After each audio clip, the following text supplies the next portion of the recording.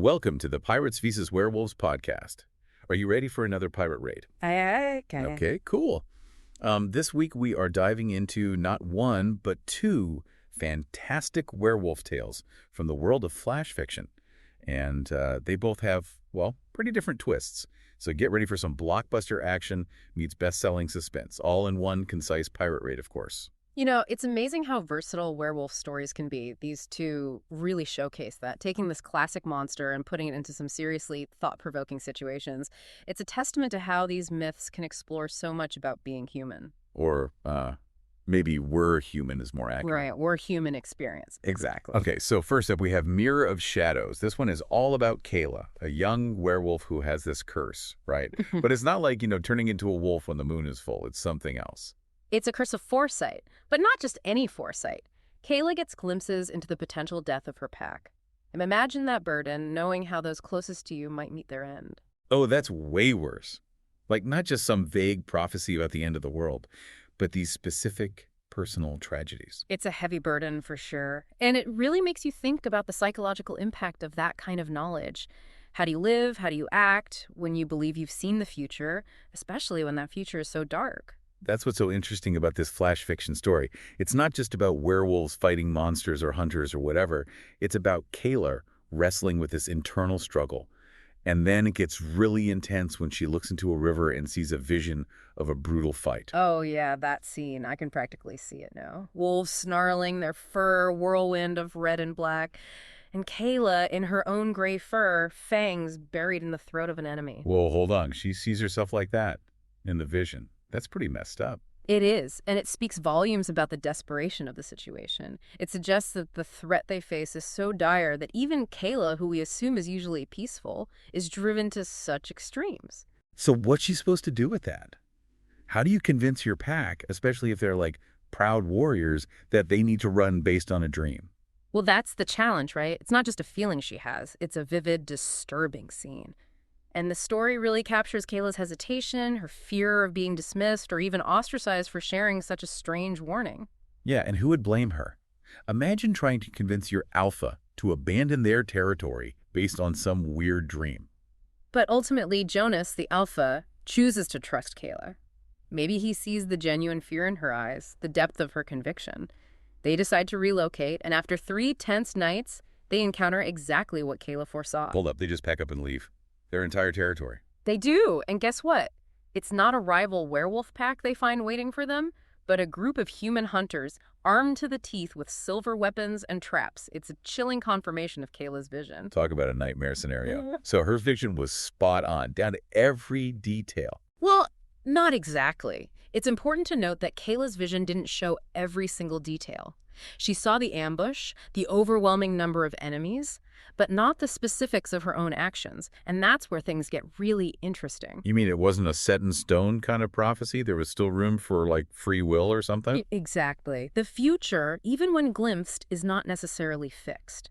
And in the heat of the moment, Kayla's instincts take over. She sees the lead hunter aiming at her closest friend, Ethan, and without hesitation, throws herself in front of him, sacrificing her own life to save his. Wait, so she dies? Sadly, yes. But here's the kicker. That specific act of self-sacrifice wasn't part of her original vision. That means Kayla, by making that choice, actually altered the course of events, defied the future she'd seen. It's a powerful moment that speaks volumes about the power of individual action, the capacity for even the direst predictions to be challenged by courage and connection. Wow. Okay, that's a lot to process. It really is. It makes you think about fate, free will, and the power we hold to shape our destinies and the destinies of those around us. Do we simply follow the paths laid out before us, or can we forge our own, even in the face of seemingly insurmountable odds? Yeah, heavy stuff. But on that note, maybe it's time for a shifting gears. Let's jump into Moonlit Thieves and see what kind of trouble awaits us in this one. It takes us to London, but not the London you'd find in a history book. This is a London where the criminal underworld isn't just made up of humans, but of were-creatures.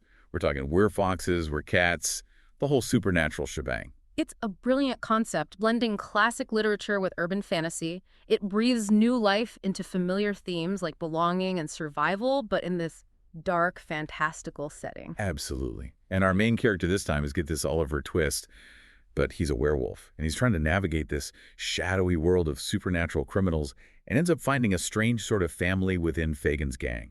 It's a makeshift family, sure, and they're definitely not on the right side of the law. But for Oliver, who has been orphaned and completely alone, this gang likely offers a sense of community and acceptance that he desperately craves. Yeah, the flash fiction story gives us these little glimpses into the gang's dynamics, like the artful Dodger, who's a werefox and uses his agility to be a master pickpocket. And then there's Nancy, the werecat, who can move through the shadows unseen. They each bring their own unique skills to the table. It speaks to that basic human need for connection, right? Even if it's found in the most unexpected and maybe even morally gray places. It's about finding your tribe, those who understand you, those you can rely on. But as you might expect, things get complicated. What starts as a seemingly ordinary heist, the theft of a shimmering amulet, turns everything upside down. Ah, the classic introduction of a seemingly insignificant object that throws the whole story into chaos. It's a great narrative tool to raise the stakes and hint at a larger, more dangerous world lurking beneath the surface. Right. And it's not just the amulet itself that's a problem. It's Fagans' reaction. He gets all pale and starts muttering about old debts and curses. Like, this trinket is way more important than it seems. It's a red flag for Oliver, too. He's got those heightened werewolf senses, right? And something about this amulet just doesn't feel right. So he teams up with the Dodger and Nancy, partly out of curiosity, partly out of a sense of foreboding. And they soon discover that the amulet isn't just some sparkly treasure.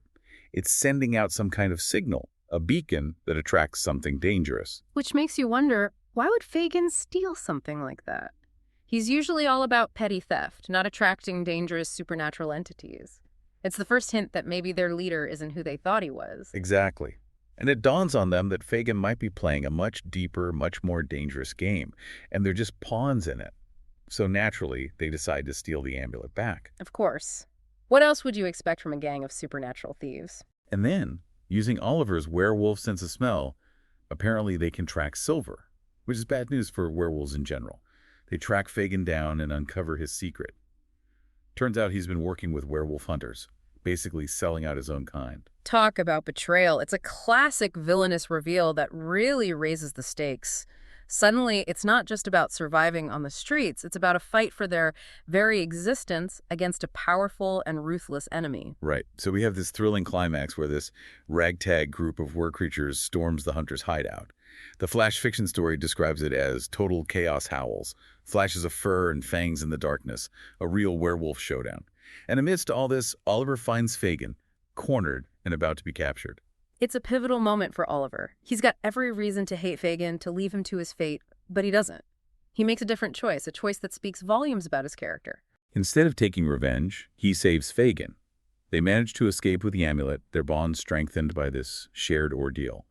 And Oliver realizes that maybe family isn't just about blood ties, but about the connections you forge, the loyalty that arises from facing danger together. Absolutely. It's a powerful ending that emphasizes the importance of chosen family and the enduring strength of bonds forged in adversity.